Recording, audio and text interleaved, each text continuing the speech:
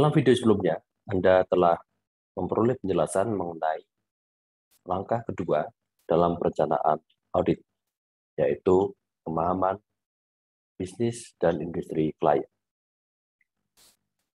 Dalam video ini, saya akan melanjutkan pembahasan tentang langkah ketiga, yaitu pelaksanaan prosedur analitis awal.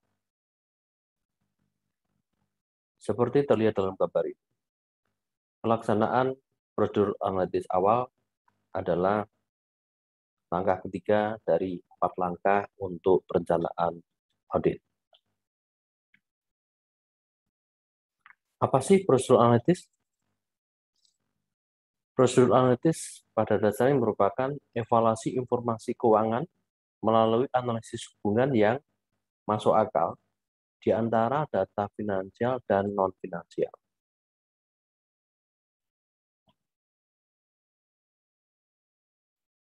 Dan ini dilakukan pada tahap perencanaan untuk memperoleh pemahaman industri dan bisnis klien.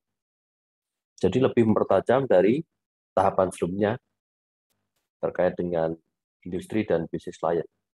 Bedanya sekarang, auditor mulai melihat laporan keuangan, dan dari angka-angka itu, auditor berusaha mencari hubungan-hubungan yang masuk akal. Ini adalah contoh mengenai pelaksanaan prosedur analitis terkait dengan rasio-rasio keuangan. Pada tabel ini menampilkan rasio-rasio untuk perusahaan Hillsborough dan industri terkait, industri yang sama dengan Hillsborough. Dan yang ditampilkan adalah tahun 2015 dan 2016.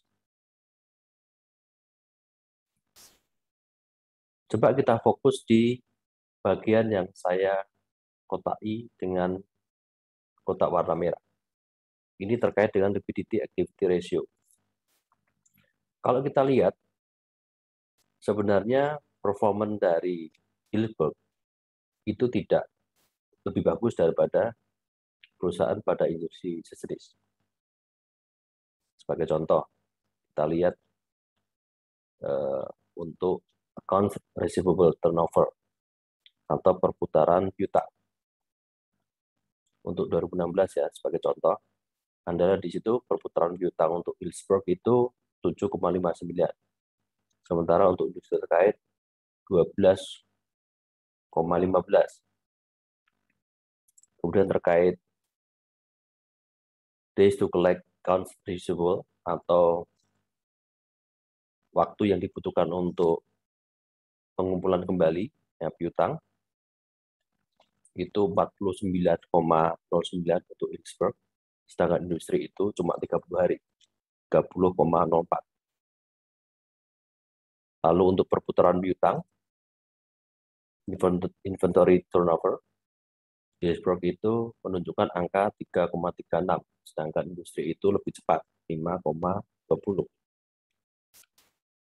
Yang terakhir terkait dengan waktu untuk menjual persediaan, days to sell inventory.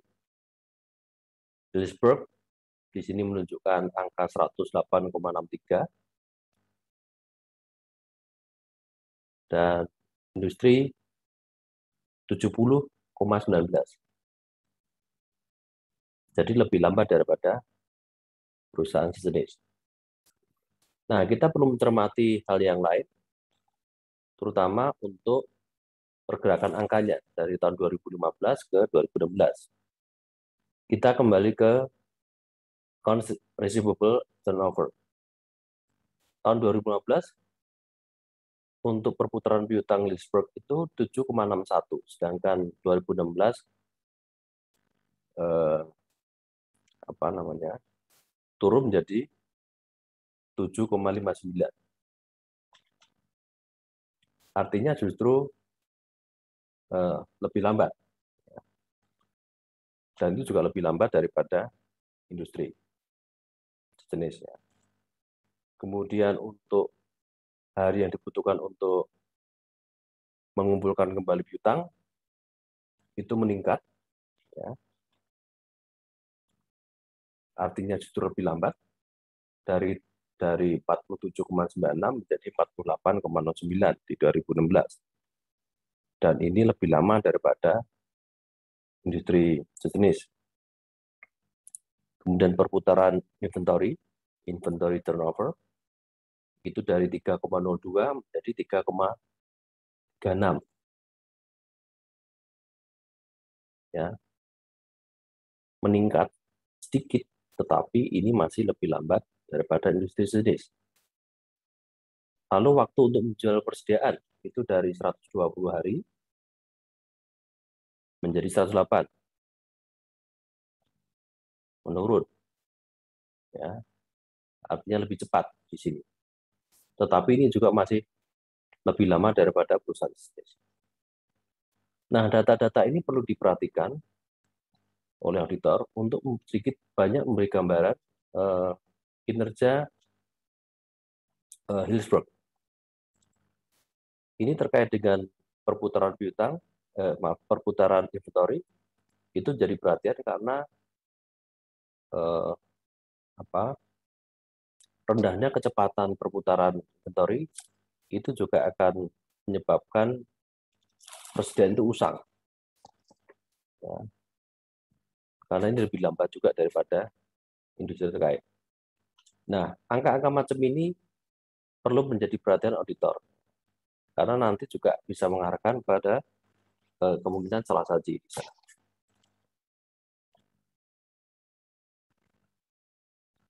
Contoh yang lain di sini, prosedur analitis, tapi ini terkait dengan angka-angka dalam laporan keuangan. Kalau tadi rasio-rasio, sekarang angka laporan keuangan. Anda mungkin perhatikan yang saya beri tanda merah di situ. Nah, yang difokus di sini adalah kita coba membandingkan hubungan antara sales, kemudian advertising, kemudian bad debt expense, lalu office repairs maintenance.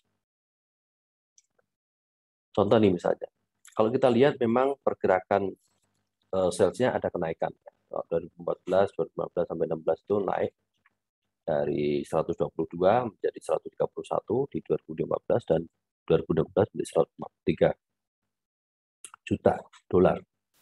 Nah, di sini kita lihat biaya iklannya, advertising, itu juga meningkat.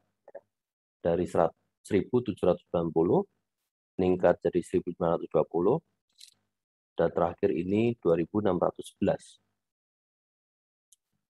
Ini juga menunjukkan peningkatan. Jadi setidaknya ada hubungan yang masuk akal di sini. Kita beralih di bad debt expense. Nah, di sana tidak banyak berubah ya. Dari 2014 itu sekitar 3.162, kemudian naik sedikit, ya, 3.394, dan kembali turun 3.323.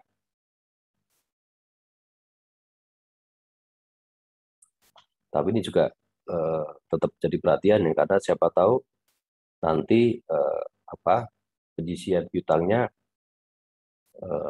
tidak benar, ada salah saji juga. Selanjutnya coba Anda perhatikan pengeluaran untuk biaya perbaikan dan pemeliharaan, office repairs and maintenance. Nah, di sini juga terlihat fluktuasi yang tidak biasa, ya, karena kalau dilihat dari 2014, sepertinya terus ada kenaikan, mulai dari 458, kemudian naik jadi 538, dan terakhir jadi 844. Ini juga perlu diperhatikan, atau mungkin bisa menimbulkan pertanyaan auditor ya, kenapa pengeluaran ini selalu meningkat? Apakah memang setiap tahun ada perbaikan, atau ini terkait dengan kapitalisasi atau apa?